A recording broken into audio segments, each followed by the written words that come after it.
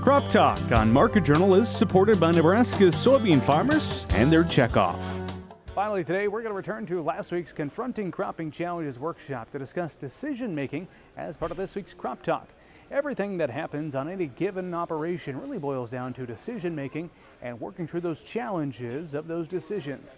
Market Journal's Mike Straub has this story. If you're a crop producer in Nebraska, then you've seen your fair share of insect pests and plant diseases. Decisions on everything producers do, from seed selection to row spacing, scouting, and treatments, will have a direct impact on their total yields come next fall. That's one reason decision-making was a key topic at this year's Confronting Cropping Challenge workshop. So some of the big take-home points is that when we're farming, we don't just make one decision and then just move on. There's consequences usually to those decisions. So we kind of talk through things like on soybeans, if you pick wide rows versus 15-inch rows, what does that affect on white mold versus palm amaranth control or water hemp control? So kind of just, you picked a decision, now how do we deal with that going down the road? So often with, if we go down to something like 15-inch rows or narrower, if we have a history of white mold, we're going to see more white mold issues. If we have the right rain conditions or weather conditions. We'll get usually better weed control out of that because we've got that earlier canopy, but we may have to deal with some disease issues. If we go something wider rows, we often don't have as many disease issues because we have that open canopy, we have more airflow through there. But the weeds like to grow in those situations usually as well. So you kind of pick your poison. Which one do you want to go with? Fight the disease or fight the weeds sometimes? At a time when profit margins are becoming tighter for some producers when it comes to raising crops, nearly everything done in preparation for planting and growing will have a dollar amount fixed to it. When dealing with your input costs throughout the planting and growing season, it would be a sound advice to make sure you are putting your money where it's most needed and saving it when you can. That means staying informed about current field conditions on your operation. I think we're looking at crop prices that are giving us some pretty tight margins. So I think the key is look at what things are going to be profitable. Where do you need to spend your money?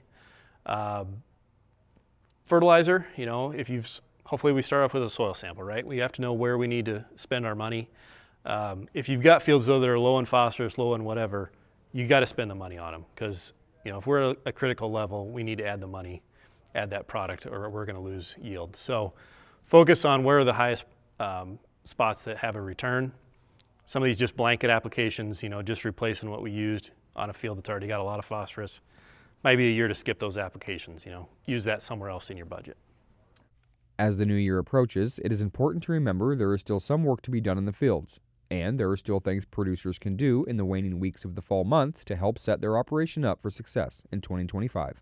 Right now, so we're still, there's actually a lot of dry fertilizer still to go on, so very little of our phosphorus, potassium, those kind of products have gone on. So still looking at those decisions. Kind of keep reviewing your seed decisions. And I think probably the important thing for a lot of people is focus on marketing, right? We've got some time usually in the winter where maybe we're not as busy, but figure out how we can try to, make some money on some of these things, even if it's only gaining 5 or 10 cents. A market like this today, it's going to help us out. So. Another bonus from the Confronting Cropping Challenges workshop was the opportunity for attendees to renew their private pesticide applicator license. However, if you do not need to renew your license this year, there are still probably some updates and information producers should be aware of in the new year.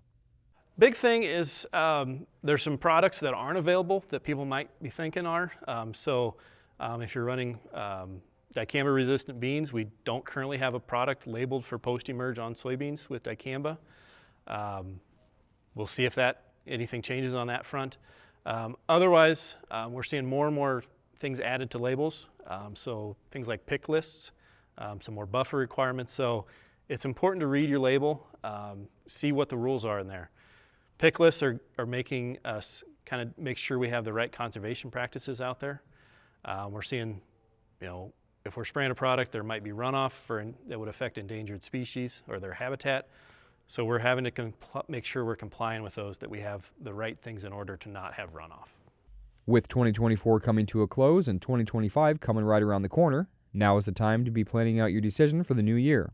It is important to remember the decision you make now will have a direct impact on how your crop will perform throughout the upcoming summer and end up come harvest. Reporting for Market Journal, I'm Mike Straub.